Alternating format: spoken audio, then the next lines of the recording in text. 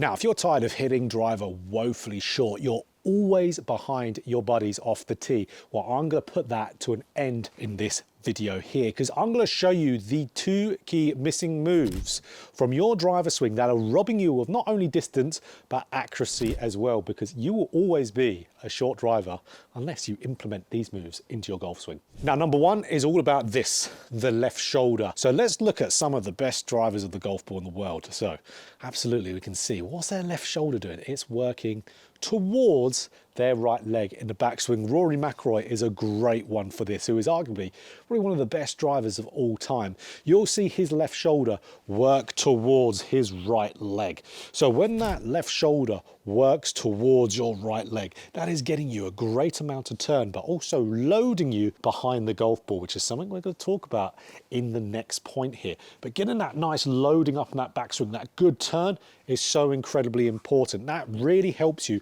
whip a ton of club head speed with driver with pretty much no effort to speak of. But I always see amateur golfers turn up to the top and their left shoulder stays pretty much static. So really where that golf ball is, where you know it's nicely out the front of our stance where it should be for driver, if you're not doing that, I tell you, you're going to be gaining a lot of distance from this. Let him get that ball position forward, but their left shoulder will be sticking on that golf ball. So this is where those golfers won't be getting any coil up of their body at all, nothing. So that's where they will, 1, start to work towards the golf ball. That's going to be hitting down on it. Stay tuned for this. This is going to be a really important one later on in this video. But they're going to have no coil up, which means they're going to get no kind of effortless movement going through the golf ball to create speed. So if you're a golfer who really tries to generate a ton of speed, you're putting in 10 out of 10 in effort, but you're still getting none of it. That's because this left shoulder is staying too static on top of the golf ball. So you really have to work hard to be able to generate some speed. Now, the good thing is here, I'm going to tell you this drill, and you don't have to do it to the degree Rory McIlroy does to see the benefit out of this. So yes, we want that left shoulder to work its way towards that right leg. Gets us behind the ball, but gets us turning, getting that good coil up to be able to generate that effortless power. So even if we just go with that left shoulder to where it goes halfway, to where it's over belt buckle, we can live with that. We can absolutely live with that. That's absolutely fine. That's where I am. I'm not all the way over here like Rory is. So even doing it just a little bit better is going to make a huge, huge difference to get that good coil up. So here's our drill. Get an alignment stick. Put it just on the inside of your right foot here. Then set up to a golf ball like normal. Get the club, put it across your shoulders, and then I want you to turn and make sure that this club that's across your shoulders matches up with the alignment stick you've put on the ground just inside your right foot. And if you feel like the only way you can do that is via kind of swaying the body, then invite these hips to have a little bit of turn. That's such an important thing for hitting good drives, is getting hip turn. Let that left heel come off the ground a little bit. Again, it has so many benefits. I've got so many videos on my channel about lifting that left heel, why it's good, why all the greats back in the day did it. You need to do it too. And then once you get that little bit of kind of unrestricted turn of the hips, letting those hips just turn. If the left heel wants to lift up, it can. You're going to find it way easier to get this left shoulder working towards that right leg to where it's going over that stick. So free it up. Get that left shoulder moving back. That's going to be absolutely awesome. And get that club, put it in your hands, get that same feeling. And again, keep that there. That's your reference point. Now let's get that same feeling into a shot. And again, you're going to feel way more effortless. And one more other big thing, which we're going to talk about in a minute, why this is going to be so helpful for point number 2. So the second thing here that you are missing is you need to stay behind the golf ball in the downswing with driver. That's number 2, which for number 1, the left shoulder getting on top of the right leg, that's moving you a little bit back away from the golf ball, because what that's going to do, that's going to help you then stay behind the golf ball but still get everything through it. So important, because so many golfers, if they, for that number 1, keep the left shoulder on top of the ball, what that's going to cause them to do, like we said, make them go forward. So get everything moving way too laterally towards a target. Killer for speed and distance with driver, because if you get that upper body shifting too much, moving too much either on top of the ball or God forbid in front of it, that's going to make you hit a downward angle of attack on the ball. The low point's going to get after it. You're going to hit spinny and low shots. Not what we want for driver distance. So what we want to do, and this is going to be awesome for gaining your distance, this is like night and day. every time people gain distance just like that with this, and that is staying behind the ball. Imagine that there is a line right here, like there's a wall right outside your left foot. And you want to make sure that you're still getting your pressure into that left side. You're still getting that weight shifting there, that mass of your body shifting there, but you're not surpassing that line. You're staying back of it and turning through. Why that is so helpful, because that helps with your angle of attack. If we keep ourselves more back behind the ball, but still shifting weight, we're not hanging back here, that's not powerful. We're shifting and staying back. That's going to get the lowest point of the swing arc before the golf ball to then raise up going through the shot. So important. We need low point behind the golf ball. If the low point isn't behind the ball with driver, so we can hit up. Go on, remember, we're hitting it up off a tee. We need it to be behind. We're not going to be hitting up on it if we don't do that. We're going to be hitting it short then. So we need to stay behind the golf ball. So let me teach you how to do this properly without hanging back. So a lot of people here, okay, being behind the golf ball, they go, oh no, I can't do that. I'm going to be hanging back on it. Not if we do it how I'm going to show you here with these feels and drills. So okay, let's get to the feel first, then we'll get to the drill. So to get yourself to where you're not overly moving forward, so you're staying behind the golf ball but not hanging back at the same time, imagine yourself doing this. You're trying to throw a ball up high. When you're trying to throw a ball up high, you might have a little kind of movement with your lower body just to get it planted, get a little bit of course, getting the pressure shifting forward. But your upper body is going to stay relatively back as you throw that ball up high, where if you're throwing a ball down low, upper body is going to be more moving forward.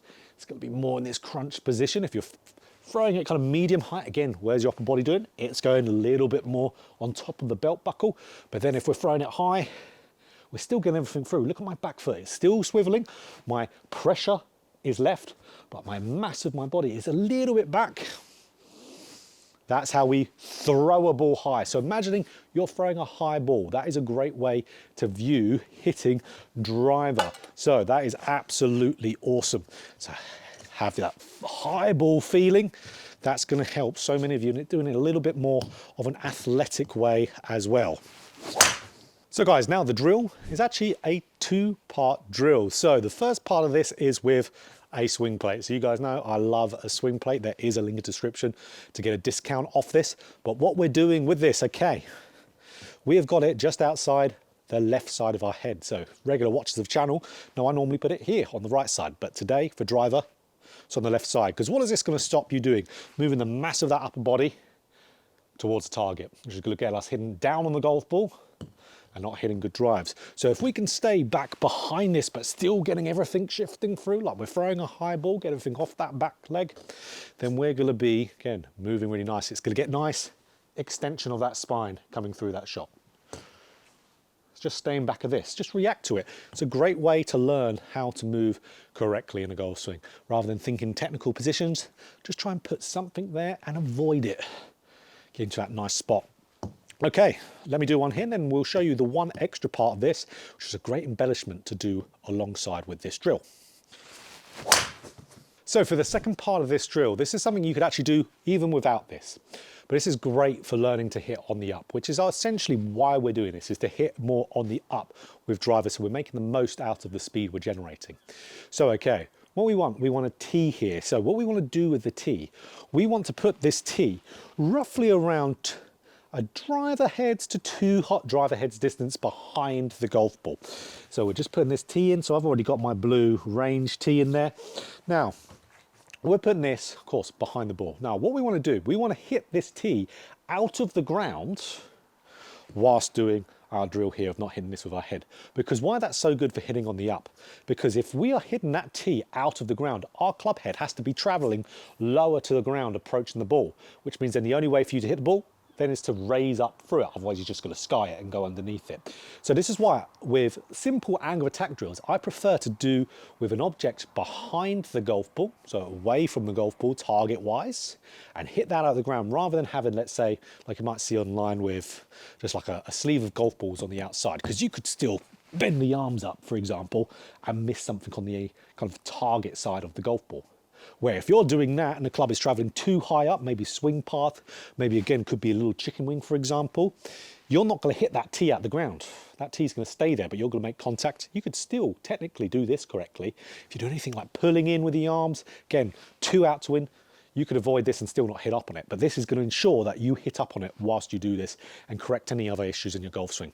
I recommend everyone to have a drill just like this. Now, I actually have that tee a little bit too high. It's the problem with having it on a range mat. So that's where really jab it in there. This is frozen solid today. It's really cold.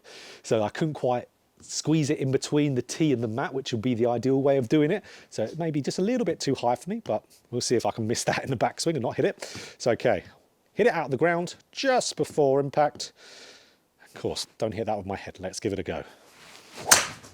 Okay, so there we could see the tee went flying away. So I successfully hit that tee, which means that club would have been traveling low and then going up through the golf ball. So that would have been successfully hitting it on the up. I would have been staying back behind us, but still getting through it for that good extension of the spine.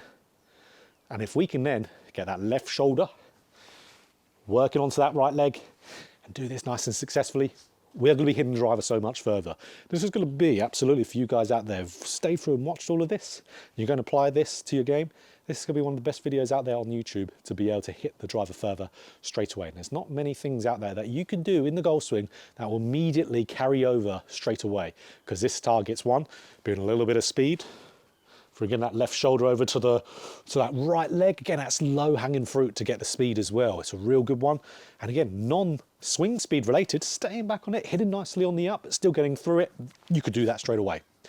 You've got good things to do to be able to do it immediately with these drills. So if you need any help with your driver other than that, there is absolutely a link in the description for online lessons with myself over on Skillist. No matter where you are on the planet, we can work one-to-one. Wintertime here in the Northern Hemisphere, so it's the best time to start working on your golf swing to make it ready for the 2025 season. So if you enjoyed this video, click that like button. If you've got more golf instruction, just like this, hit the subscribe button and hit that bell button too to be notified every time I put out a video.